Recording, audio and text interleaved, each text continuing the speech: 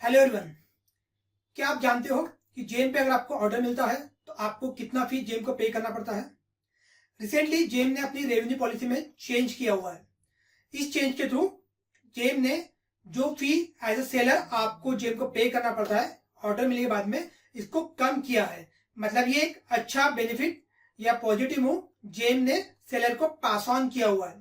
तो ये चेंजेस क्या है ये आपको समझना बहुत जरूरी है, क्योंकि जो जेम के चार्जेस है वो डायरेक्टली आपका कॉस्ट है, और क्योंकि ये डायरेक्टली कॉस्ट है ये डायरेक्टली आपके प्रॉफिट को इंपैक्ट करता है।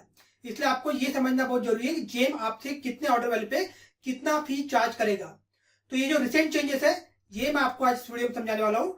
तो आइए देखते हैं ये क्या चेंजेस है। तो जेम जो पॉलिसी के बेस पे आपको कोई भी फीस चार्ज करता है, उस पॉलिसी को जेम ने नाम दिया है जेम रेवेन्यू पॉलिसी। मतलब वो पॉलिसी जिसके थ्रू जेम को इनकम होता है, जेम की रेवेन्यू जनरेट होती है। ये पॉलिसी लेटेस्ट में 9 अगस्त 2024 को अपडेट हुई है, जिसमें जेम ने काफ़ी सारे चार्जेस रिड्यूस किए हैं। तो हम लोग इसमें डिटेल में देखते हैं कि पॉलिसी में क्या क्या चेंजेस हुए और कौन कौन से एक्शंस या ऑर्डर्स पे आपको जेम चार्ज करता है।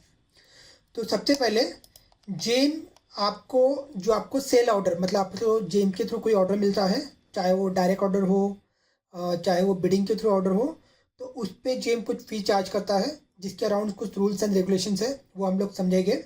और उसके कैलकुलेशन भी मैं आपको बताऊंगा कि उसको कैलकुलेट कैसे किया जाता है।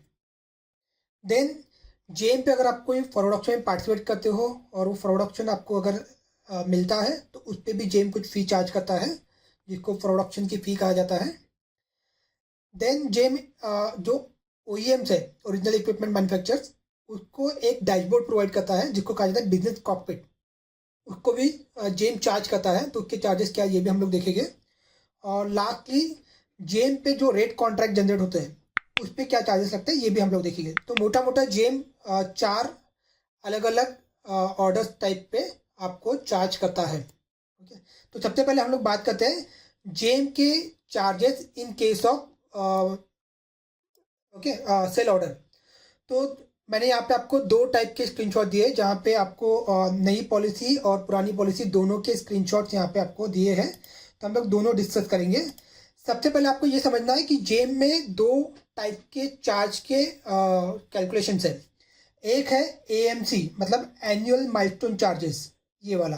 ओके, ये आपको कब चार्ज किया जाता है?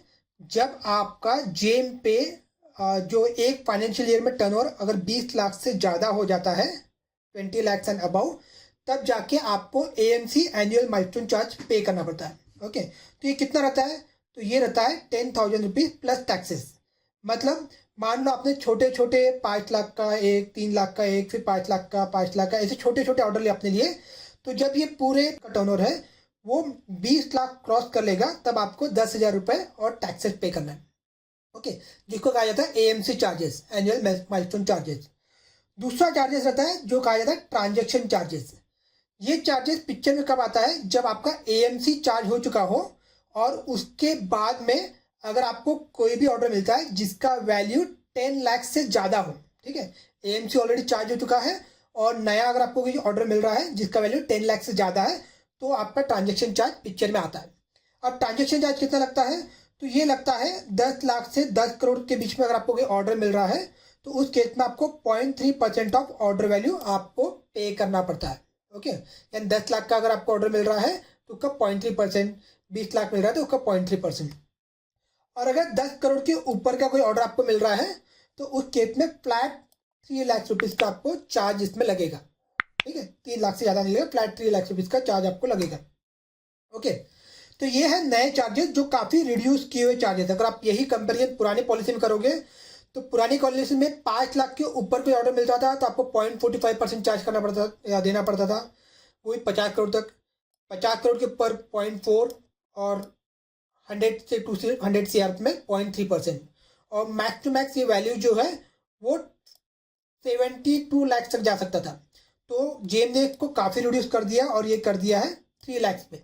ओके, तो जेम ने काफ़ी सारा बेनिफिट सेलर को पास ऑन किया है। हाँ, पहले जो 20 लाख का लिमिट है वो उतना ही रखा है, लेकिन 20 लाख के बाद में अगर आपको कोई बड़ा ऑर्डर मिल रहा है तो उसमें आपको चार्जेस कम हो रहे हैं आपके। तो ये आपके लिए अच्छी न्यूज़ है, गुड न्यूज़ है। ओके, अभी हम लोग इसके कैलकुलेशन क्या होते हैं ये समझ लेते हैं, इसको एग्जांपल लेते हैं और समझते हैं कि कैसे कैलकुलेट किया जाता है। तो मान लो आपको पहला ऑर्डर मिला है, that is value of 10,90,000 rupees. तो आपका टर्नओवर कितना हो गया? 10 लाख रुपए का 10,90,000 का आपका टर्नओवर है। तो इस केस में आपको ना ही कोई एएमसी चार्ज देना पड़ेगा, ना ही कोई ट्रांजेक्शन चार्ज देना पड़ेगा। देन मान लो आपको सेकंड ऑर्डर मिलता है जिसका वैल्यू है 8,90,000 रुपीज, ठीक है। तो आपका टर्नओवर यहाँ पे कितना हो गया? 19,80,000, क्योंकि ये अभी भी 20 लाख से कम है, इसलिए ना ही आपको एएमसी कुछ पे करना पड़ेगा, ना ही आपको ट्रांजेक्शन चार्ज कुछ पे करना पड़ेगा। ओके, आपको तीसरा ऑर्डर मान लो मिलता है जिसकी वैल्यू है 3 लाख रुपीज। तो अभी क्योंकि आपका टर्नओवर है 22,80,000 का आपका टर्नओवर हो गया है, इसलिए आपको यहाँ पे एएमसी पे करना पड़ेगा, क्योंकि आपका 20 लाख से ऊपर टर्नओवर हो चुका है। ओके, तो आपको 10,000 प्लस टैक्सेस मतलब जीएसटी जो 18% का है वो पे करना पड़ेगा। और यहाँ पे आपको एएमसी ट्रांजेक्शन चार्ज अभी भी कुछ पे करने की जरूरत नहीं है। ओके, इसके बाद मान लो आपको फोर्थ ऑर्डर मिला है जिसकी वैल्यू 5 लाख रुपीज है, 10 लाख नहीं है, 5 लाख ही है। ओके, तो टोटल आपका टर्नओवर 27 लाख रुपीज 80,000। तो आपको यहाँ पे ना तो एएमसी पे करना है, ना ही आपको ट्रांजेक्शन चार्ज पे करना है, क्योंकि ट्रांजेक्शन चार्ज का कंडीशन क्या है कि आपको कम से कम 10 लाख का ऑर्डर मिलना चाहिए, इसलिए यहाँ पे दोनों आपको पे करने की जरूरत नहीं है। अगर मान लो आपको पांचवा ऑर्डर मिलता है जिसकी वैल्यू है 11 लाख रुपए, ठीक है, तब ये 10 लाख के ऊपर है और आपकी एएमसी के बाद में आपको मिल रहा है, ठीक है। तो आपने 20 लाख का जो टर्नओवर को क्रॉस कर लिया, उसके बाद में आपको 10 लाख के ऊपर का ऑर्डर मिल रहा है। तो ये केस में आपको केवल ट्रांजेक्शन चार्ज पे करना है, that is 0.3% of 11 lakh, that is 3,300 rupees plus GST. Okay, तो इस प्रकार से जेम कैलकुलेट करेगा। यानी एएमसी के बाद में अगर आपको कोई भी नया ऑर्डर मिलता है जिसके 10 लाख से ऊपर है, तो आपको वो केस में जो है ट्रांजेक्शन फी या ट्रांजेक्शन चार्ज देना पड़ेगा 0.3% का। ओके, अब ये पे कब करना पड़ता है? तो नॉर्मली ये आपके को जो कॉन्ट्रैक्ट मिलेगा उस कॉन्ट्रैक्ट मिलने के 15 दिन के अंदर में आपको इसको पे करना है, विद इन 15 डेज। पहले लिमिट 5 डेज का था, तो यहाँ पे ये ड्यूरेशन भी जो है 5 डेज से 15 डेज कर दिया, ताकि आपको और बैंडविड्थ मिल जाए पेमेंट करने के लिए। तो ये भी एक बेनिफिट अभी जेम ने आपको पास ऑन किया है। अगर आप इसको 15 दिन के अंदर में पे नहीं करते, इफ नॉट पेड, तो जेम आपके अगेंस्ट में इंसिडेंट मैनेजमेंट पॉलिसी के हिसाब से आपके इंसिडेंस रेस करेगा, और वो इंसिडेंस के हिसाब से आपका जो जेम का अकाउंट है वो 1 महीने से लेके 3 महीने तक सस्पेंड किया जा सकता है। तो जब भी आपका अकाउंट सस्पेंड होता है, वो केस में आप जेम पे कोई भी एक्टिविटी नहीं कर सकते हो। मतलब ना तो आप कोई नया टेंडर पार्टिसिपेट कर सकते हो, नहीं आप कोई नया प्रोडक्ट ऐड कर सकते हो, नहीं आप कोई नया ऑर्डर ले सकते हो। केवल आप जो पुराने आपको ऑर्डर मिले हैं, ओके, ये फी जनरेट का चालान जनरेट होने के पहले, उस पर आप केवल इनवॉइस प्रोसेस कर सकते हो, उसको आप डिस्पैच कर सकते हो, लेकिन इसके अलावा कोई भी एक्टिविटी आप जेम पे नहीं कर पाओगे। इसलिए इंश्योर करना है कि जब भी आपको एएमसी या ट्रांजेक्शन चार्ज पे करने को कहा जाए, आप विद इन 15 डेज को पे कर लीजिए। ओके,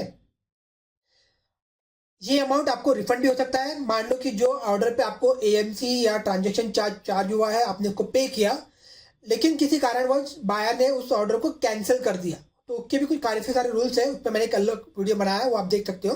ओके, तो अगर कोई कारण से अगर आपका ऑर्डर कैंसिल होता है, तो ये अमाउंट आपको जेम से रिफंड किया जाएगा। ओके, ये ऑटोमेटिकली आपको रिफंड हो जाता है।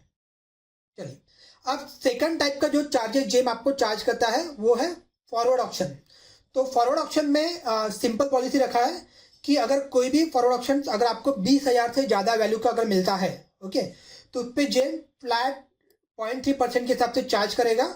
ओके, जितना भी ऑर्डर वैल्यू होगा का 0.3%, max to max 3 lakh rupees तक। Okay, max to max 3 lakh rupees तक। अगर पुराने पॉलिसी में आप देखोगे तो यही चार्जेस 0.45% थे, मतलब 0.15% का आपको यहाँ पे बेनिफिट जेम ने पास ऑन किया हुआ है। ओके, और मैक्सिमम लिमिट भी यहाँ पे 72 लाख तक की थी, जो इसको कैप किया गया अभी 3 लाख रुपीज़ का, तो यहाँ पे भी आपको बेनिफिट मिला है। ओके, थर्ड जो चार्जेस है वो है बिजनेस कॉकपिट चार्जेस। तो जेम क्या करता है, जो भी ओरिजिनल इक्विपमेंट मैन्युफैक्चरर मतलब ओईएम जो रहते हैं, उनको एक डैशबोर्ड प्रोवाइड करता है, जिसमें उस ओईएम की कैटेगरी में जो भी जेम पे ऑर्डर प्रोसेस हो रहे हैं उसकी बारीक से बारीक जानकारी ओईएम को प्रोवाइड करता है कि कौन से टाइप के ऑर्डर ज़्यादा प्रोसेस कर रहे हैं, कौन सा टाइप का स्पेसिफिकेशन का ऑर्डर ज़्यादा प्रोसेस हो रहा है, कौन सा डिपार्टमेंट बाय कर रहा है, क्या रेट में बाय कर रहा है। तो ये सारी डिटेल्स बिजनेस कॉकपिट में ओईएम को मिलती है। लेकिन ये जो डैशबोर्ड है बिजनेस कॉकपिट, ये फ्री ऑफ कॉस्ट अवेलेबल नहीं है। इसका चार्जेस जो है वो 6 lakh rupees, 6 lakh rupees a year है, एक साल का 6 लाख रुपीज। ओके, और जेम ने ये चार्जेस में कोई भी बदलाव नहीं किया है। मतलब पुरानी पॉलिसी में भी उन्होंने 6 लाख रुपए रखा था, ओके, और नई पॉलिसी में भी उन्होंने 6 लाख रुपए को रखा है। मतलब यहाँ पे जेम ने कोई चेंजेस नहीं किए हैं।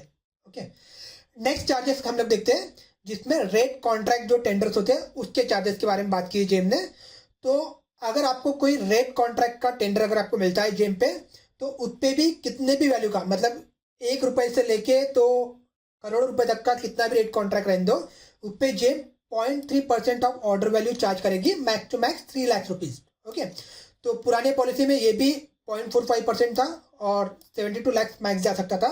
तो ये भी बेनिफिट, ये भी टेंडर में आपको जेम ने पास ऑन किया है। ठीक है, तो यहाँ पे चार्जेस रिड्यूस किए। तो ये पॉलिसी ओवरऑल जो चेंजेस हुए हैं वो रीसेलर के हिसाब से काफ़ी अच्छे हैं, क्योंकि यहाँ पे चार्जेस जो है काफ़ी हद तक कम हुए, जिससे आपका कॉस्टिंग काफ़ी कम होगा और आपका प्रॉफिट यहाँ पे इंक्रीज होगा। ओके, तो ये सारे चेंजेस जेम ने नई पॉलिसी के थ्रू चेंज किए हैं।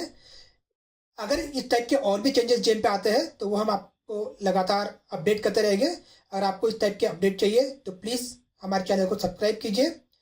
Thank you.